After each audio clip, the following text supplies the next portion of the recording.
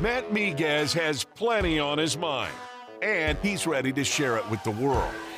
It's time to hear the Miguez Mindset.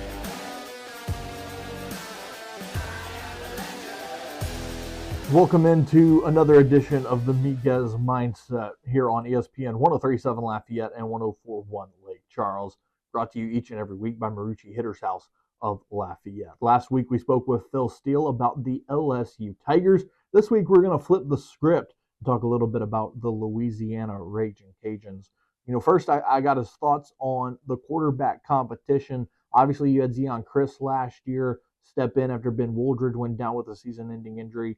Then Zeon Christ went down with that season-ending injury and then transferred to the University of Houston. So now Chandler Fields, who finished out the season and started in the New Orleans Bowl, and Ben Wooldridge, both back for the Louisiana Raging Cajuns. Ben missed all of the spring with injury, so Chandler got the majority of those reps. But I asked Phil his thoughts on that quarterback battle and who he thought could be the starter heading into week one. Well, I think if Ben Wooldridge was 100% healthy and was 100% healthy all August, I would give him a slight step up, but he wasn't 100% coming out of the spring, so still a little bit of question mark there. Then you go with the guy that's getting the majority of the reps in Chandler Fields. And so I think you've got two experienced quarterbacks. That's a big plus. They're both seniors. They both have been around. They've started plenty of games. So I know when I talked to Coach, he was saying that he feels great about the quarterback situation. A lot of teams in the country would love to have two quarterbacks with the amount of experience that they do. So they've got that talent and the experience. I think it's going to be a pretty close race. And we'll see if Woolridge is 100%. I also got his thoughts on the skill position players. Tons of talent there at running back with Jalen Washington and Elijah Davis and others. And then at wide receiver, Jacob Bernard, Lance Lejeune, Harvey Broussard, Robert Williams, former ESPN 103.7 Lafayette, 104.1 Lake Charles intern, Robert Williams. So I wanted to pick his brain a little bit about that group and what stood out about the weapons that either quarterback would have to throw to. Yeah, you got to love the depth of running back, and I think that's when Louisiana's playing its best football, when you can have 3-4 guys at the running back spot where there's no drop-off when the other one comes in, keeps them fresh during the course of the game, and I think it's going to lead to a dynamic run game for the Raging Cajuns. And then you touched on the receiving core. I mean, you talk about a veteran unit. This is it. They have experience throughout the room, and if Lance can come back and earn his spot back, then, like you said, the athleticism is there. I love the skill players that Louisiana has on the field this year. Part of the reason I have them is my number 3 most improved team in the country. Phil Steele ranks the Cajuns as his 3rd most improved team in the country heading into 2024, and a big part of that is the offensive line. 4 starters return in that group, including first-team preseason All-Sun Belt A.J. Gilly, also Landon Burton back at center. So we talked about that offensive line group, the pass protection, the run game, and how they're going to really implement that strength there up front in the trenches. Offensive line, to me, is a huge key to any offense, and especially having experience on the offensive line. Much like we talked about with LSU, I think you see that here with Louisiana. 4 starters back. Gilly is a guy with NFL potential, I think, at the guard spot.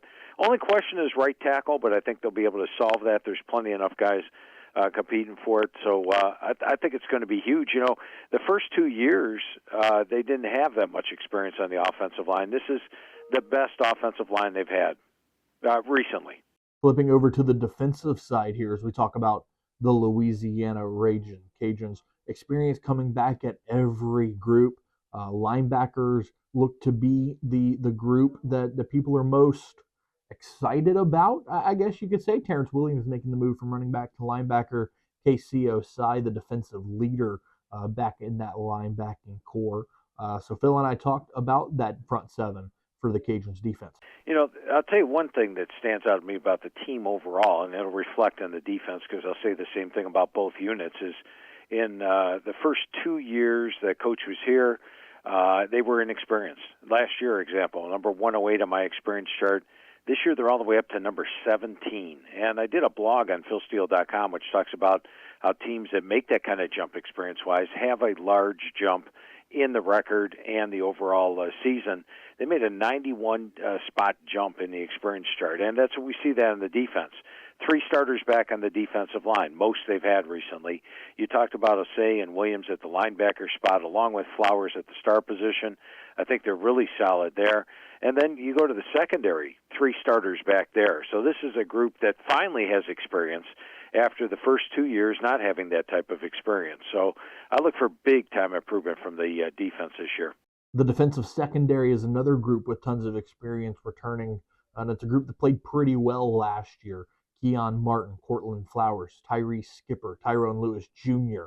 What does that group look like here in 2024 with another year of experience under its belt? Keon Martin being one of the leaders of that group, along with Tyrone Lewis Jr. So again, talked to Phil about that group, picked his brains on whether or not the secondary could be a founding piece for Michael Desormeaux under new defensive coordinator Jim Salgado. Yeah, I would say they're probably the strength of the defense, but I like all 3 units, frankly. But I would say that the secondary, based on what they did last year and what they have coming back this year, would be the top unit on the D.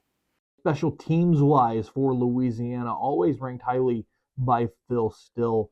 Kenneth Almendaris returns as kicker. You get your long snapper back here in 2024, and a new punter comes in for the Louisiana Raging Cajuns. You've also got your kick returners, first team preseason all-choice Zylan Perry, and of course Jacob Bernard returning punts for Louisiana. So we talked about the special teams group and how they could impact the season for the Vermilion and White. Yeah, a sign of a good coach is a strong special teams. And in the first 2 years, number 3, number 10 on my special teams rankings. And as you touched on, they lose their punter, but Torney's a guy that comes in from Southern Illinois that improved both his years. He's a directional punter. He's a good rugby-style guy and brings a ton of experience to it. So you add that to Almendaris at the kicker, Bernard back at punt returner, Perry back at kick returner, and the way that they play special teams. You could tell it's a priority. I think it is a top 10 unit. In fact, I rated it the 7th best special teams coming into the season.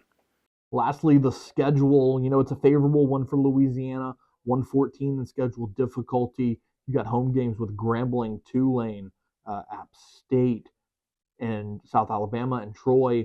You got to go on the road to Coastal and to Texas State and to Wake Forest. So I got Phil's thoughts on how the schedule shapes out for Michael Desormeaux's team and what his thoughts were in terms of a win total. Yeah, I would agree, and it's part of the reason that I've got him as a clear-cut contender in the West this year and number 3 most improved team in the country. Every year, Matt, what I do is after I send the magazine off to the press, I go through every game for the upcoming season for every team. So I go week by week and sort of get a flavor for what the team is doing and what kind of shape they're in, and are they winning games? Are they gaining confidence? Are they potentially beat up by a rough schedule?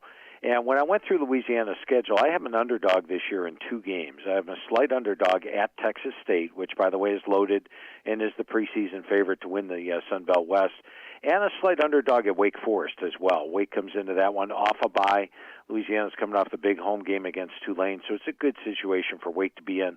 Plus, they're pretty good at home. I have one toss-up game on the schedule.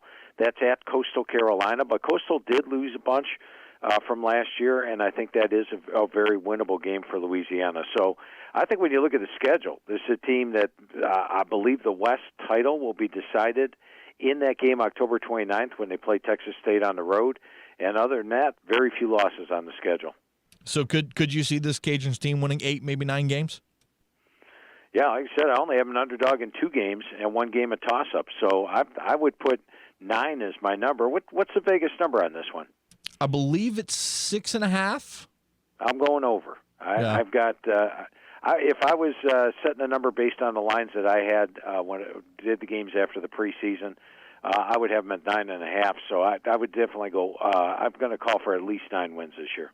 And lastly, if you want more information about Phil Steele's college football preview, which is by far the best college football magazine out there on the planet, Phil tells you where you can find it. Hey, I appreciate that, Matt. The magazine is 352 pages, and it has got 2 full pages on every team. We give you the same amount of coverage on Louisiana that we do on Alabama and Texas. The 2 full pages, it's like getting 134 media guides rolled into one. Now, if you're out looking for it, there's only 2 places to look. Barnes & Noble and Books A Million. Those are the only two brick-and-mortar stores to get it. They do have copies. They're available today. Go to Barnes & Noble or Books A Million, or you can go online to philsteele.com. When you go to philsteele.com, I'm going to charge you a shipping charge. It costs us to ship things. However, I throw in the digital magazine for free if you purchase the hard copy there. And the digital magazine's actually updated all the way through September. A couple of coaching changes already at Utah State and Fresno. We've got them captured in the digital magazine. So Barnes & Noble, Books A Million, or philsteele.com. That's going to do it for this week's edition of the Miguez Mindset, brought to you by Marucci Hitter's House of Lafayette. No Miguez Mindset next week, as I will be on vacation, but we will come back after that talking all about the Olympics and what's gone down in Paris thus far and getting you set for the college football season. Make sure you subscribe to our YouTube channel at ESPN Southwest Louisiana. Follow us on social media at ESPN_SWLA. This has been an episode of the Miguez Mindset, brought to you by Marucci Hitter's House and ESPN 103.7 Lafayette and 104.1 Lake Charles.